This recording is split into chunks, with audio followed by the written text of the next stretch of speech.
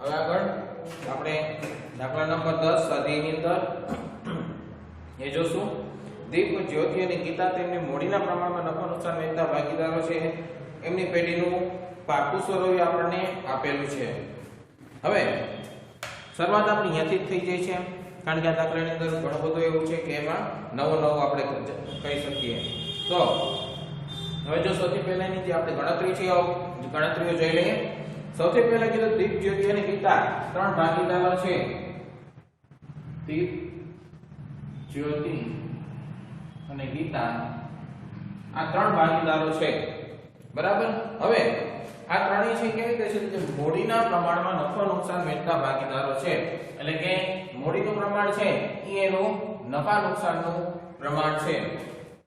એટલે કે મૂડીમાં આપણે એની જોવી પડે કે કેટલી છે. મૂડી ખાતા આપણને આપણે છે 1 લાખ, 1,50,000, 1 લાખ છે, 1,50,000 અને 1 લાખ, બરાબર. આ પ્રમાણમાં નફા નુકસાન વહેંચતા ભાગીદારો છે. હવે આને આપણે પ્રમાણની અંદર કન્વર્ટ કરીએ, બરાબર. પ્રમાણ આનું જોતું હોય આપણને કઈ રીતે મળશે? તો કે જેટલી કોમન વસ્તુ છે કાઢી નાખીએ એટલે આપણને મળશે 10/15/10. આને હજી પણ નાનું કરી શકીએ, 5 ને ભાગી નાખીએ એટલે કે 2, 3 અને 2, બરાબર. તો 2/3/2. આ શું થઈ ગયું કે જો દીપ, જ્યોતિ અને ગીતા છે એનું દીપ, જ્યોતિ અને ગીતા એનું નફા નુકસાનનું જૂનું પ્રમાણ થયું. આ જૂનું પ્રમાણ છે, યાદ રાખવાનું છે. આગળ આપણે દાખલામાં આવશે ત્યારે ગણતરીઓ નહીં કરીએ ફરીથી, અને આ જ ગણતરી છે આગળ આપણે સીધી દાખલાની અંદર મૂકી દઈશું, બરાબર. આ પ્રમાણ જૂનું છે. પછી મૂડી ખાતા કે સામાન્ય નામ આપેલી છે 28,000. હવે જો એમાં કઈ કીધું ન હોય તો સામાન્ય નામ છે આપણે વેચી દેવાની થશે ભાગીદારોમાં છે એમના જૂના નફા નુકસાનના પ્રમાણમાં. સામાન્ય અનામત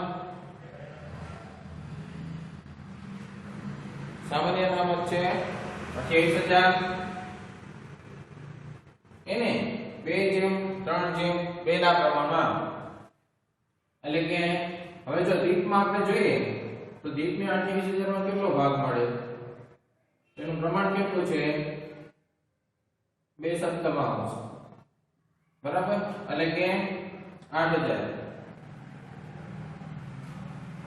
બરાબર. 8,000. પછી બીજો ભાગીદાર છે જ્યોતિ, એનું પ્રમાણ કેટલું છે 28,000 માં? 3/7,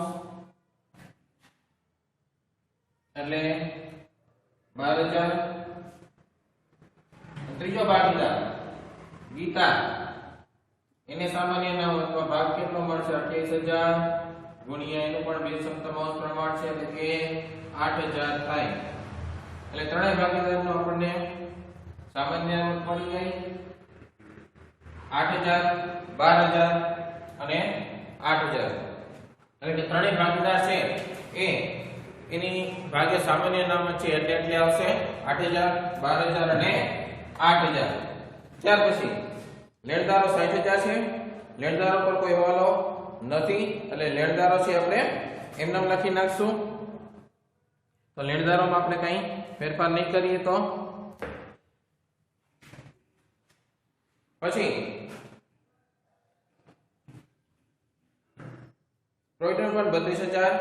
એમાં પણ કઈ હોય સામાન્ય રીતે કઈ હોય નહીં, પણ આપણે આમાં જોઈ લઈએ કે કઈ પાંચમો હવાલો આવે છે કે પ્રોવિડન્ટ ફંડ ની જવાબદારી 35,000 નક્કી થઈ. હવાલો આવશે ત્યારે આપણે જોઈ લઈશું એને, એટલે ત્યારે કઈ નહીં. પાઘડી 14,000 આપેલી છે, બરાબર. તો પાઘડી હવે આ ગણતરી વખત લખી લેજો એટલે તમારે બીજી ગણતરી કરો એટલે કે દાખલાની અંદર આપણે પોસ્ટિંગ કરતા કામ આવે. પાઘડી આપેલી છે જૂની, એ આપી છે 14,000.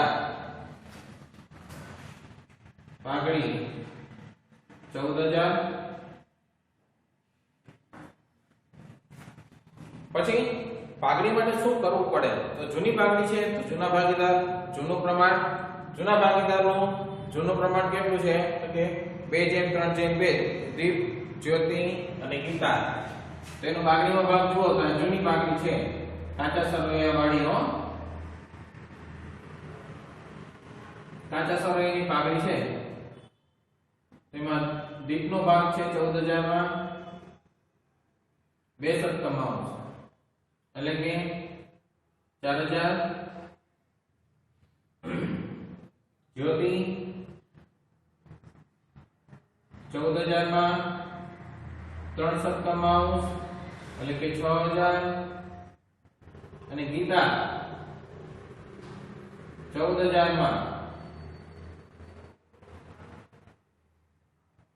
2 સપ્તમાંશ એટલે કે 4,000. એટલે 4,000, 6,000, 4,000. જૂની પાઘડી જૂના ભાગીદારો છે, જૂના પ્રમાણમાં ભાગીદારોના મૂડી ખાતામાં ઉધાર બાજુ. બરાબર, આ એન્ટ્રી આપવી જોઈએ. ભાગીદારોના મૂડી ખાતામાં ઉધાર બાજુ એન્ટ્રી થશે જૂની પાઘડી છે એટલે. બરાબર, આગળ જમીન, મકાન, ટ્રેડમાર્ક, સ્ટોક, દેવાદાર, બેંક એનો હવાલો જે હશે આપણે જે સમય આપણે જોઈએ. હવે દીપ અને હવાલામાં જોઈએ. પહેલો હવાલો દીપ અને ગીતાનું નવો નફા નુકસાનનું પ્રમાણ 1:1 રાખવું અને પાઘડીનું મૂલ્ય 70,000 રાખવામાં આવ્યું. હવે જો અહીંયા નવું પ્રમાણ આપી દીધું, જૂનું આવ્યું. નવું પ્રમાણ કેટલું છે? કોનું રહેશે? તો કે છે કે દીપ અને ગીતાનું, એટલે કે જ્યોતિ નિવૃત્ત થાય છે. જ્યોતિ નિવૃત્ત થાય છે આ ભાગીદાર. એટલે દીપ અને ગીતા એ બે ભાગીદાર છે કે એમાં વધે છે દીપ અને ગીતા. એનું નવું પ્રમાણ 1:1 રાખવાનું છે. બરાબર, અહીંયા નવું પ્રમાણ 1:1 રાખવાનું થશે. પાઘડીની કિંમત 70,000 નક્કી થઈ. હવે અહીં કહે છે કે પાઘડી 70,000 એટલે કે નવી કહેવાય, હવાલા વાળી 70,000 પાઘડી. પાઘડી 70,000 છે તો નવી પાઘડી માટે શું કરશો? તો કે નવી પાઘડી માટે આપણે જે ભાગીદારો છે એમના લાભનું પ્રમાણ આપણે શોધવાનું થાય. ભાગીદારોના લાભનું પ્રમાણ શોધવાનું થશે. તો એ લાભનું પ્રમાણ શોધીએ. લાભનું પ્રમાણ શોધવા માટે આપણી પાસે હોવું જોઈએ નવો ભાગ અને જૂનો ભાગ હોવો જોઈએ. બરાબર, તો લાભનું પ્રમાણ શોધીએ. તો લાભ પર આપણું શું થાય? નવો ભાગ માઈનસ જૂનો ભાગ. જે ભાગીદાર ચાલુ દિવસ એના માટે શોધવાનું છે. દીપનો લાભ બરાબર દીપનો નવો ભાગ કેટલો છે? જે આ નવો ભાગ છે 1/3 માઈનસ જૂનો ભાગ કેટલો છે? તો કે 2 સપ્તમાંશ. બરાબર, 1/3 અને 2 સપ્તમાંશ છે. 7, 4, 14 એટલે કે 3/14 દીપનું પ્રમાણ આવ્યું, લાભનું પ્રમાણ. પછી ગીતાનો લાભ નવો ભાગ 1/3 જૂનો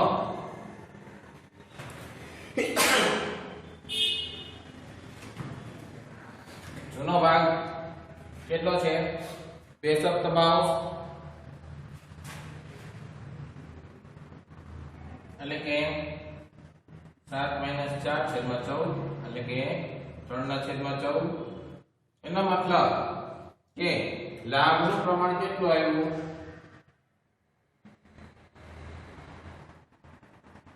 3/3 એટલે કે 1/1.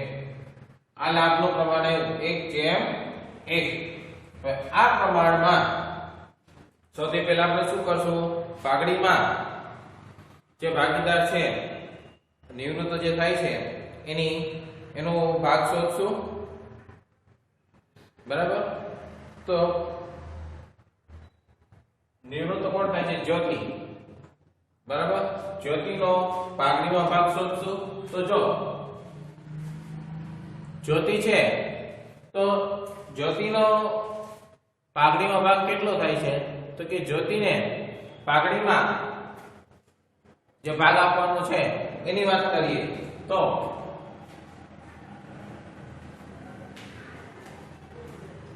નવી પાઘડી છે 70,000, એમાં જ્યોતિનો ભાગ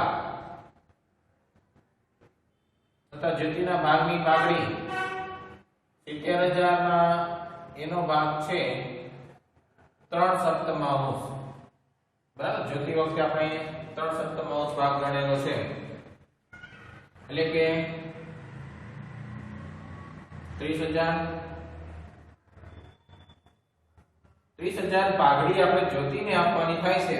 આ પાઘડી આપણે કોણ આપશે? તો કે જે બાકી રહે છે ભાગીદારો દીપ અને ગીતા કયા પ્રમાણમાં આપશે? તો કે 1:1 ના પ્રમાણમાં. સમજાણું? નવી પાઘડી છે તેનું લાભનું પ્રમાણ શું? તો લાભનું પ્રમાણ 1:1. બરાબર, આ શું? તો 1:1 આવ્યું. હવે એમાંથી આપણે જ્યોતિ જે નિવૃત્ત થાય છે એની પાઘડી શોધી. એની પાઘડી છે, પાઘડીનો ભાગ છે 30,000, એટલે કે 30,000 જ્યોતિને આપવાના થાય છે. ઈ કોણ આપશે? ચાલુ ભાગીદાર. કયા પ્રમાણમાં આપશે? તો કે લાભના પ્રમાણમાં. લાભનું પ્રમાણ કેટલું છે? 1:1. એટલે બે સરખાઈ છે. આમ જોઈએ તો દીપ છે એ 30,000 માં 1/3 આ ભાગે લાભના પ્રમાણમાં, એટલે કે 15,000, અને ગીતા 30,000 માં 1/3 એટલે કે 15,000. જૂની પાઘડી, નવી પાઘડી. જૂની પાઘડી આ પ્રમાણે ઉધાર, નવી પાઘડી. હવે જો આપણે જ્યોતિને આપવાની છે તો જ્યોતિના ભાગ છે કેટલો છે?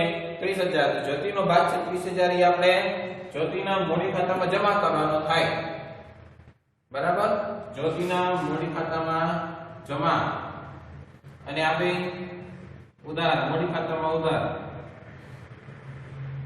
એન્ટ્રી આપી મૂડી ખાતાની છે, બધી એન્ટ્રી મૂડી ખાતાની છે. અહીંયા પણ મૂડી ખાતામાં ઉધાર, ત્રણેયના મૂડી ખાતામાં ઉધાર. જૂની પાઘડી છે એટલે ત્રણેયના મૂડી ખાતામાં ઉધાર થશે. બરાબર, જ્યારે નવી પાઘડી છે તો નવી પાઘડીનું શું કરશો? જે પાઘડી નિવૃત્ત થાય છે એના ખાતામાં જમા. શબ્દ શું લખશો? દીપના મૂડી ખાતે 15,000, ગીતાના મૂડી ખાતે 15,000, પણ જ્યોતિના ખાનામાં લખશો. ભાગીદાર જ્યોતિનું જે આપણે ખાનું બનાવ્યું છે એમાં લખશું જમા બાજુ. ઉધાર બાજુ શું લખશું? તો કે જ્યોતિના મૂડી ખાતે દીપના ખાનામાં 15,000, ગીતાના ખાનામાં 15,000. એ રીતે એન્ટ્રી આપણે આપશું. ત્યાર પછી પાઘડીની અસરો ખાસ લખજો. જો બધી આ જે ગણતરીઓ કરી છે ખાસ ગણતરી લખવાની છે, કારણ કે જો એ ગણતરી નહીં હોય તો દાખલો તમારે થશે નહીં. એટલે ખાસ કરીને આ ગણતરીઓ છે કરવાની રહેશે. ખાસ તો પાઘડી તમારે જોવાની છે કે પાઘડી કઈ રીતે ગણવી. જૂની પાઘડી હોય, નવી પાઘડી હોય. આપણે જો અહીંયા બે પાઘડી બતાવેલી છે કે જૂની પાઘડી હોય તો કઈ રીતે અસર આપવી, કયા પ્રમાણમાં આપવી અને કઈ બાજુ અસર આપવી, એટલે કે કયા ખાતામાં ઉધાર અથવા તો જમા કરવી. જ્યારે નવી પાઘડી હોય તો કઈ બાજુ અસર આપવી, કયા ખાતામાં અસર આપવી અને કયા પ્રમાણમાં અસર આપવી, તો ઉધાર કે જમા. તો એ રીતે આપણે અહીંયા પાઘડીની અસરો આપીએ છીએ. ત્યાર પછી આગળ જોઈએ તો દેવાદાર પર ગારખાદ અનામત 10% સુધી ઘટાડવી. બરાબર, જો દેવાદાર છે કેટલાના? 40,000.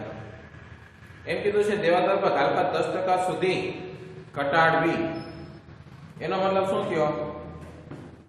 કે જે દેવાદારો છે એમાં જો આપણે 40,000, 6,000 ગારખાદ આપેલી છે, 6,000 આપેલી છે, અને 10% સુધી ઘટાડવી. એટલે 10% રાખવાની છે, બાકીની ઘટાડી નાખવાની છે.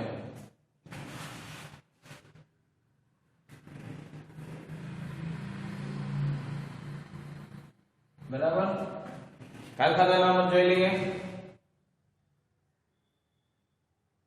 ગાલખાદ અનામત 10% સુધી ઘટાડવી. બરાબર, એવું કીધું છે 10% સુધી ઘટાડવી. એટલે 10% રાખવાની છે, બાકીની ઘટાડી નાખવાની છે. હવે દેવાદાર છે કેટલાના? 40000 ના છે. દેવાદાર 40000 અને કાચેસર એ મજો કાલકા અનામત આપેલી છે. કાલકા અનામત કેટલી એટલી 6000 બરાબર. હવે આ જૂની છે કાચેસર લેની. નવી કેટલી રાખવાની છે કે 10% સુધી ઘટાડી 10% કેટલા થાય? 40000 અને 10% કેટલા થાય? 4000. એટલે 4000 રાખવાની છે, બાકીની ઘટાડ નાખવાની છે. તો નવી કાલકા અનામત, તો કાલકા અનામત આપણે કઈ હવાલાની કેટલી રાખવાની છે? તો કે 4000. સમજાણો? 10% સુધી ઘટાડવી નો શું થાય છે કે 10% રાખી બાકીની ઘટાડવી. 10% એટલે કેટલા થાય? 4000. હજી કેટલી? 6000. વૈધી કેટલી? આમાંથી આ માઈનસ કરો ને એટલે 2000 નો વધારો આવ્યો. કાલકા અનામતમાંથી રૂપિયા વૈધા. વૈધા તો શું કરશો? પુનઃ મૂલ્યાંકન ખાતામાં જમા બાજુ. પુનઃ મૂલ્યાંકનમાં જમા બાજુ 2000. 4000 છે ને બીજી અસર આપણે હવાલો છે બીજી અસર 4000 ને ક્યાં કરશો? તો કે પાકા સરવૈયામાં દેવાદારમાંથી 12 બરાબર. એટલે દેવાદાર 40000 ના તેમાંથી 4000 બાદ કરશો એટલે 36000 ના દેવાદારો વધશે અને આ પુનઃ મૂલ્યાંકન ખાતામાં જમા બાજુ આપણે અસર આપશું. આગળ સ્ટોક તેની પડતર કિંમત કરતા 25% વધારે કિંમતે દર્શાવે છે જે પડતર કિંમતથી નોંધવો. સ્ટોક માટે શું કીધું છે? જો 25% વધુ કિંમતે દર્શાવેલ છે તો એને પડતર કિંમતે નોંધવાનો છે. એની ગણતરી ખાસ જોવાની છે તમારે.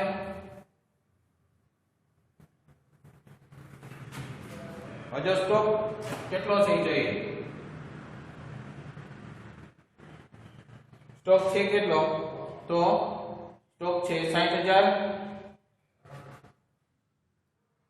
50000 છે. ટ્રેડમાર્ક 60000 છે. સ્ટોક 50000 છે. હવે શું કીધું? સ્ટોક તેની પડતર કિંમત કરતા 25% વધારે કિંમતે દર્શાવેલ છે. 25% વધારે કિંમતે એટલે કે હવે જો ધારો કે સ્ટોકની કિંમત 100 હોય તો 25% વધારે એટલે કે 100 ના 25% એટલે 25. એટલે આ કિંમત દર્શાવે છે એટલે વધારે એટલે પ્લસ થાય તો 125 એટલે કે સ્ટોકની કિંમત દર્શાવે છે. આ કિંમત 125% છે. બરાબર. જે પડતર કિંમત દર્શાવી, પડતર કિંમત કઈ હોય? આ પડતર કિંમત દર્શાવો એટલે 25% નો વધારો છે કાઢી નાખવાનો. બરાબર. તો હવે વધારો કઈ રીતે કાઢશું?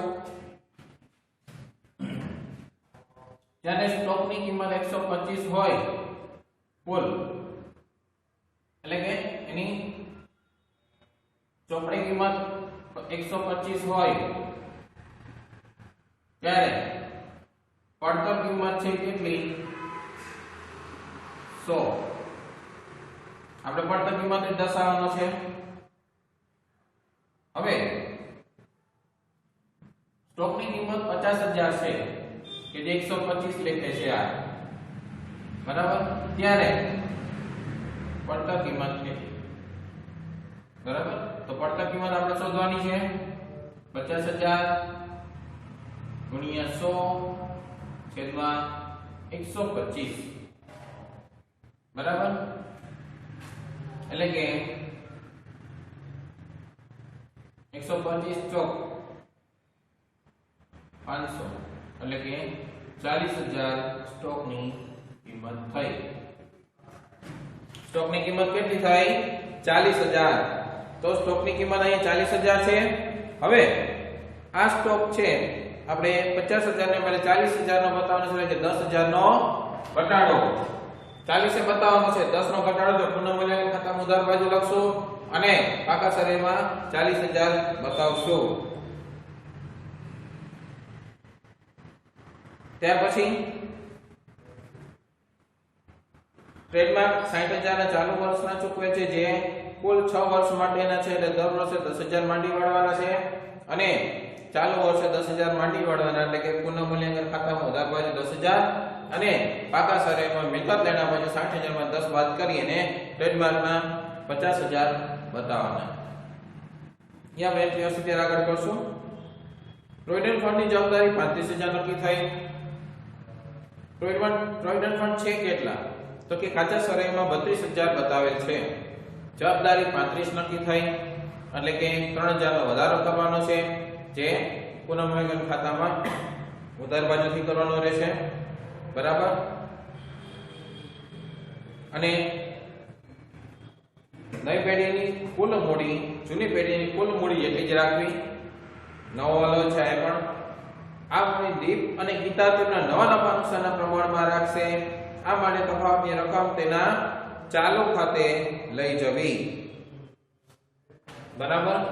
એટલે કે છે ઘણું બધું એક વાળાની અંદર 2-3 વસ્તુઓ ભેગી કરી દીધી. એ દાખલો પૂરો થાય પછી આખો વાલો આપણે ક્લિયર થશે. બરાબર. તો એની પહેલા માટે આપણે શું કરવું પડશે? દાખલો ચેક કરવાનો રહેશે, તો જ આ વાલો થશે, અને બીજા અમુક હવાલાઓ છે તો જ થશે. એટલે પહેલા દાખલો કરીએ. ખાતા આપણે ક્યાં ક્યાં બનાવશું?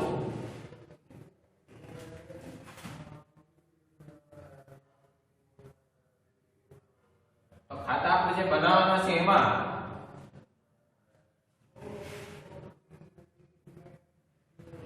પુનઃમૂલ્યાંકન ખાતું, ભાગીદારોના મૂડી ખાતા, પછી બેંક સિલક આપી છે એટલે બેંક ખાતું અને પાકું સરવૈયું. જો કે બેંકમાં કઈ આપણે વ્યવહાર કરતો નથી, સીધી લખી નાખીએ તો કઈ ફેર પડશે નહીં. તો બેંક આપણે સીધી લખીએ તો પણ ચાલે અને ખાતું બનાવીએ તો પણ ચાલે. અને એટલે આપણે સૌથી પહેલા પુનઃમૂલ્યાંકન ખાતું બનાવશું.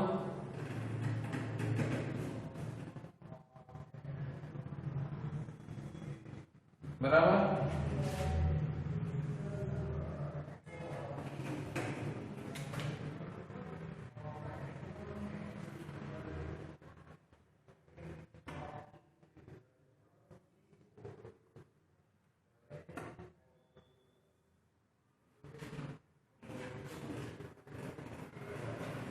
પછી ભાગીદારોના મૂડી ખાતા,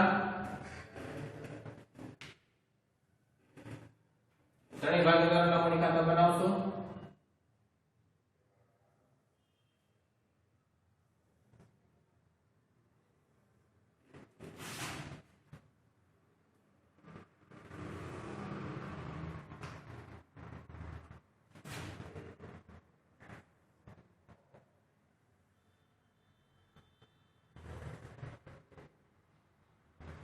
ભાગીદારોના મૂડી ખાતા,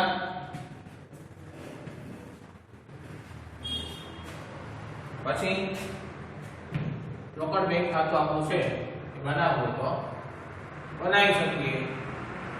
એન્ટ્રી કઈ આપી નથી, સીધી તમે નોંધ મૂકો તો પણ ચાલે અને બનાવો તો પણ ચાલે. બહુ મોટું બનાવવાનું તમારે ન થાય. અને પાકું સરવાયું,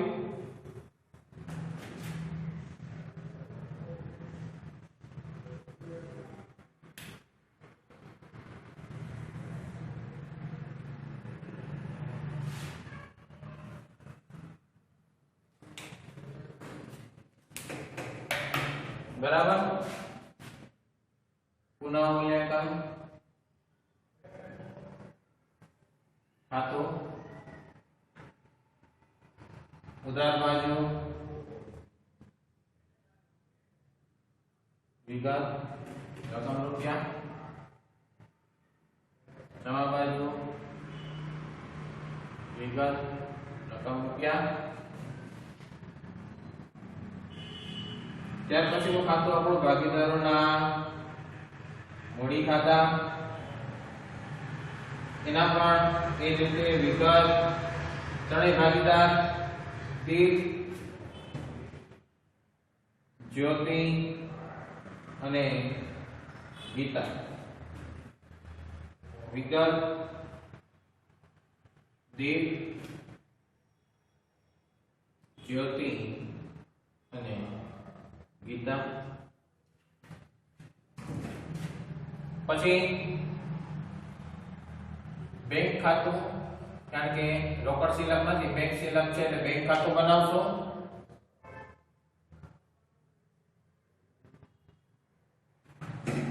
વિગત અને રકમ રૂપિયા, પાકું સરવૈયું,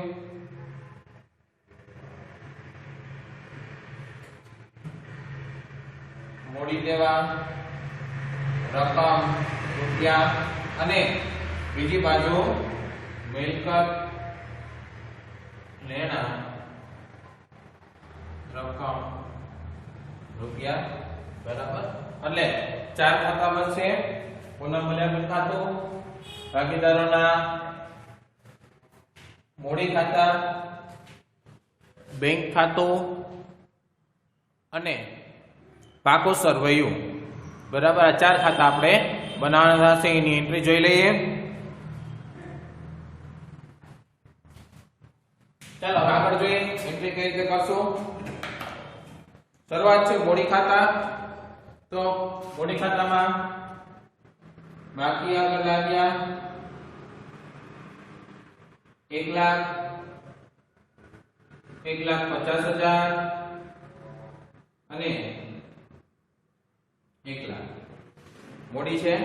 સામાન્ય અનામત 28,000 આપણે વેચી નાખી હતી. આપણે કીધું તો કે સામાન્ય અનામત છે એ આપણે 2:3:2 ના પ્રમાણમાં વેચશું. એની આપણે ગણતરી કરી લીધેલી છે અગાઉ. સામાન્ય અનામત આપણે 8,000, 12,000 અને 8,000. ગણતરી આપણે અગાઉ જોઈ લીધી છે એટલે આ પ્રમાણે આપણે વેચી કરી નાખી છે સીધી. એટલા માટે આપણે ગણતરી પહેલા કરી લઈએ છીએ જેથી કરીને આની ગણતરી આપણે અત્યારે ક્યાંય બતાવવાની ન થાય. લેણદારો 60,000 છે. લેણદારોમાં કોઈ ફેરફાર ન હોય તો આપણે સીધા અહીંયા લખી શકીએ. મૂડી દેવા બાજુ મૂડી પહેલા જગ્યા રાખી દઈ. જે બાકી રહેતા ભાગીદારો દીપ અને ગીતા. ત્યાર પછી લેણદારો, લેણદાર છે 60,000. બરાબર. ત્યાર પછી પ્રોવિડન્ટ ફંડ છે 32,000. પણ એમાં પાંચમો હવાલો છે કે પ્રોવિડન્ટ ફંડની જવાબદારી 35,000 નક્કી થઈ. તો પ્રોવિડન્ટ ફંડ છે આપણી જવાબદારી છે. તો અહીંયા આપણે પ્રોવિડન્ટ ફંડ લખશું.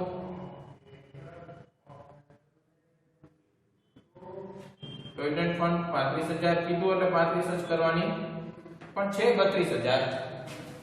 બરાબર. તો પ્રોવિડન્ટ ફંડ જો છે કેટલા 32,000 ના છે. હવે 35 કરવા છે 3,000 ઘટે છે તો 3,000 ક્યાંથી આવશે?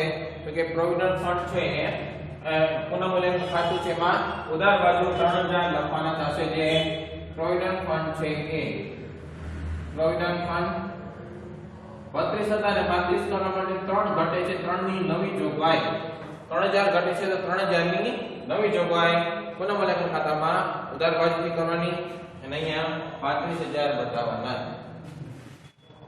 બાગડી 14,000. એની પણ આપણે વેચણી જોઈ લીધી હતી કે બાગડી છે એને 2:3:2 ના પ્રમાણમાં જૂના ભાગીદારો વચ્ચે જૂના પ્રમાણમાં ભાગીદારોના મૂડી ખાતામાં ઉધાર બાજુ બતાવવાના હતા. એટલે અહીંયા બાગડી આપણે ગણતરી કરી લીધી. એમાં 4,000, 6,000, 4,000. બરાબર. આગળ આપણે આ પણ જોઈ લીધી છે એટલે આપણે સીધી જ રકમ મૂકીએ છીએ. એટલું આપણું કામ છે ઝડપી અને સરળ થઈ જાય છે. જમીન મકાન 2,90,000. જમીન મકાનમાં કોઈ ફેરફાર નથી એટલે સીધા લખશું. મિલકત લેણા બાજુ કાયમી મિલકત છે 2,90,000. જમીન મકાન 2,90,000. ટ્રેડમાર્ક 60,000.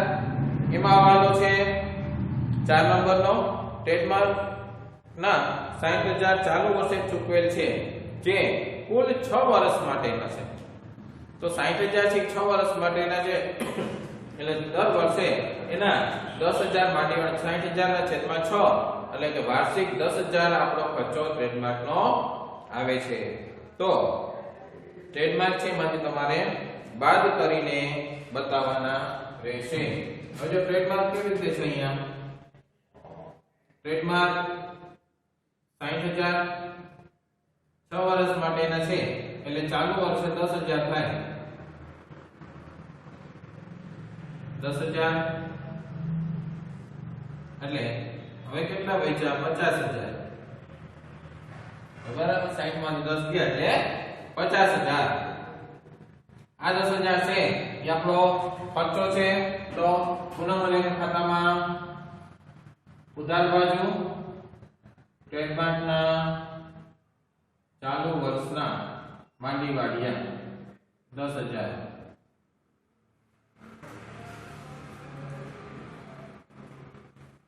ત્યારબાદ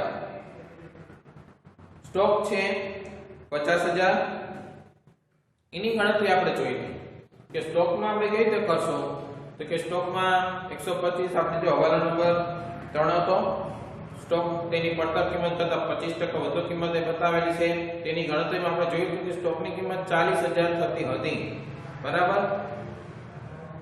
તો આપણે એ કિંમતે પાકા સરળીઓ બતાવવાનો થાય.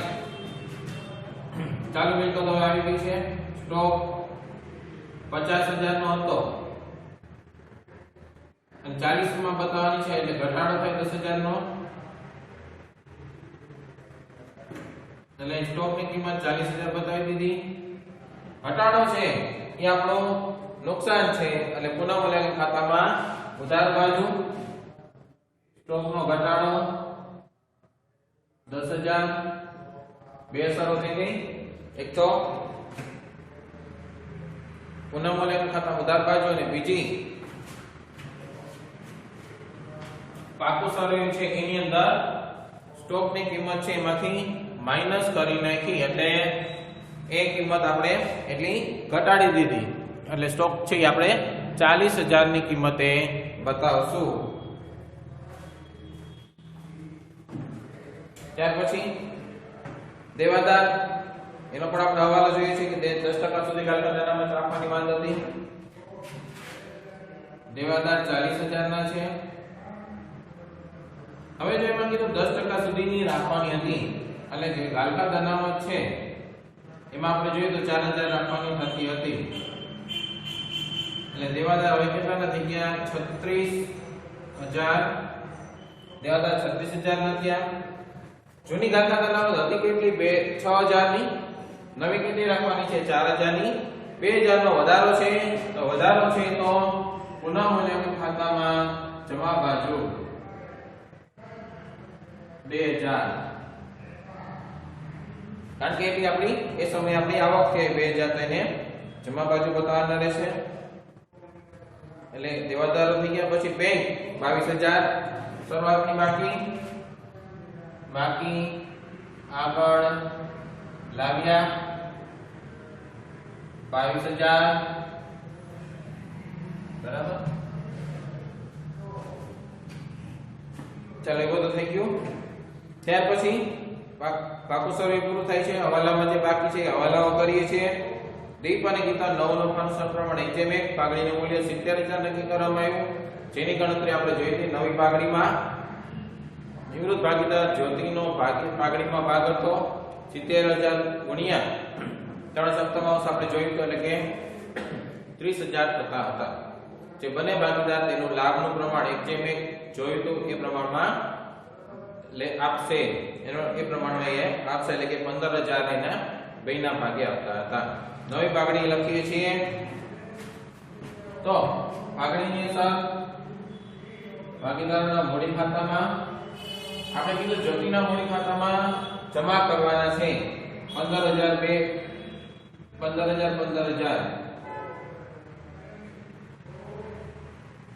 શબ્દ શું લખવાના હતા તો કે એક છે દીપના મૂડી ખાતે જશે દીપના મૂડી ખાતે અને બીજા છે ગીતાના મૂડી ખાતે. બરાબર, એટલે આના 30,000 જમા થઈ ગયા. જ્યોતિના નિવૃત્ત ભાગીદારના બેયના મૂડી ખાતે છે એટલે મૂડી ખાતામાં ઉધાર બાજુ શબ્દ આવશે જ્યોતિના મૂડી ખાતે. દીપમાં 15,000 અને ગીતામાં પણ 15,000. બરાબર, તો બેયના ખાતામાં 15,000 છે એ આવશે. પછી દેવાદાર પર ઢાલખાતા અનામત થઈ ગયું. Stock, trademark, provident fund. Okay, નવી પેઢીની કુલ મૂડી જે છે એની વાત કરશું. એ પહેલા આપણે આ ખાતું છે એ બંધ કરશું. બરાબર, ખાતું બંધ કરતા જે આવશે એ આપણે જોઈ લઈએ. ત્રણેયના મૂડી ખાતામાં આપણે ગણતરી કરવાની રહેશે. સરવાળો કરી નાખી.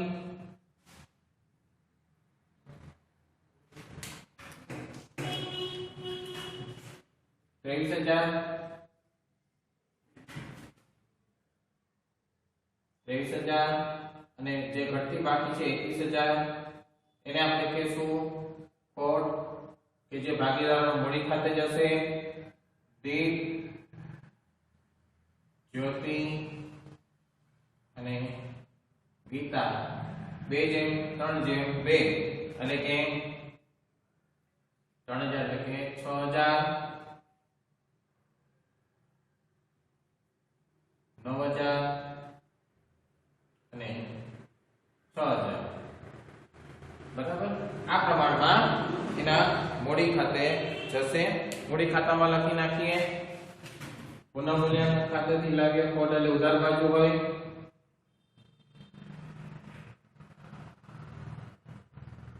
$6,000, 9,000 અને 6,000. બરાબર, તો ખોટ આવી ગઈ. હવે ભાગીદારોના મૂડી ખાતા છે એનો આપણે સરવાળો કરીએ.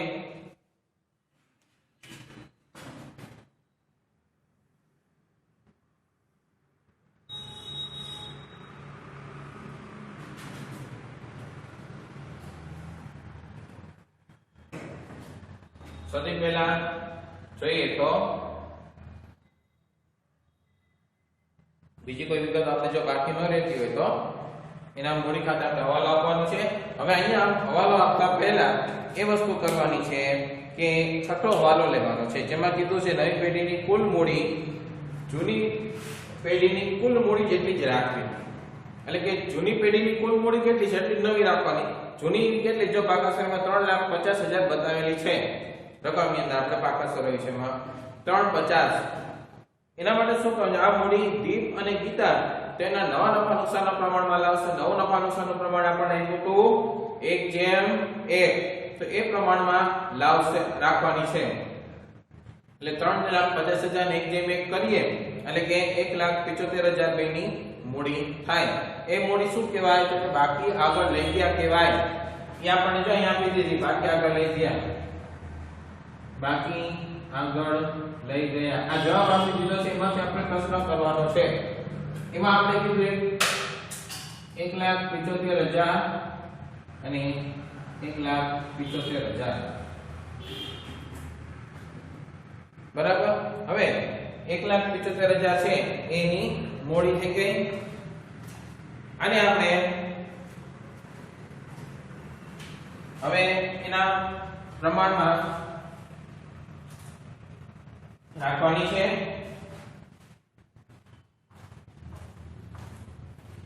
$1,75,000 છે. અહીંયા આપણે થોડી નીચે રાખી, કારણ કે અહીંયા જેની લોન આવશે તો લોન છે એ આવશે જ્યોતિની, જે ભાગીદાર નિવૃત્ત થાય છે એની લોન આવશે. તો એને આપણે લોન લખી નાખીએ છીએ, જ્યોતિની લોન. અને બાકી આગળ લઈ ગયા 1,75,000 અને 1,75,000. સરવાળો કરીએ તો હવે આ બાજુનો સરવાળો વધી જશે એટલે કે 2 લાખ થાય છે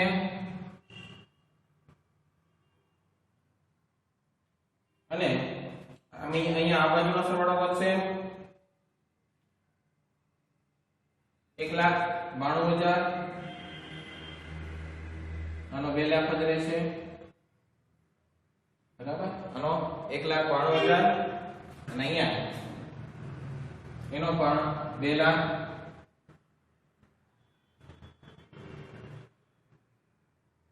અહીંયા 1,92,000 તફાવતની રકમ જો પેલા જ્યોતિની લોન જોઈ લઈએ 1,92,000 માંથી 15,000 બાદ કરીએ એટલે 1,77,000 લોન થઈ બરાબર અને આ બાજુ 1,08,000 છે એટલે કે હવે આપણી ચાલુ ખાતે કેટલા જશે તો આમાં બેમાં 92,000 આપણે શું કીધું છે તફાવતની રકમનું શું કરવાનું છે ભાગીદારોના ચાલુ ખાતે લઈ જવી છઠ્ઠા વાલામાં એવું કીધું છે તો ચાલુ ખાતે આને રાખીએ છીએ આની એકલી આપી દઈએ આગળ બરાબર જ્યોતિની લોન 1,77,000 જ્યોતિની લોન 1,77,000 અને બે ભાગીદારોની મૂડી લખી નાખી 1,75,000 એટલે કે 3,50,000 અને ચાલુ ખાતાની પણ અસર આપવાની છે જો અહીંયા ચાલુ ખાતાની અસર આપવાના છે કે બેયના ચાલુ ખાતા પણ લખવાના છે જમા બાજુ છે અને મિલકત દેના બાજુ ચાલુ ખાતા 92,000 અને ગીતા 12,000 એટલે કે 1,94,000 1,84,000 1,84,000 એના ચાલુ ખાતે જશે ત્યાર પછી રોકડ બેંક ખાતામાં કઈ છે નહીં બંધ કરી દઈએ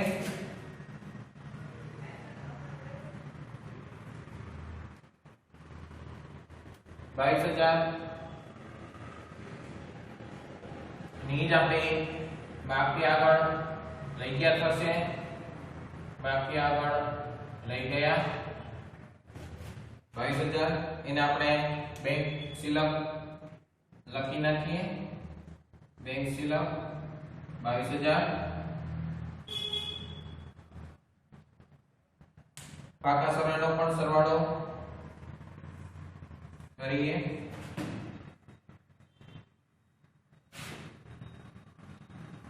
તો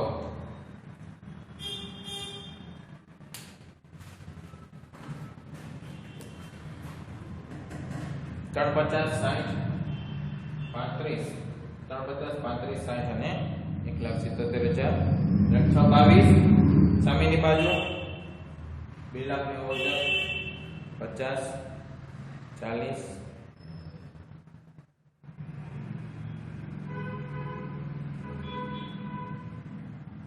એટલે બે બાજુ 6,22,000 સરવાળો આવે છે 6,22,000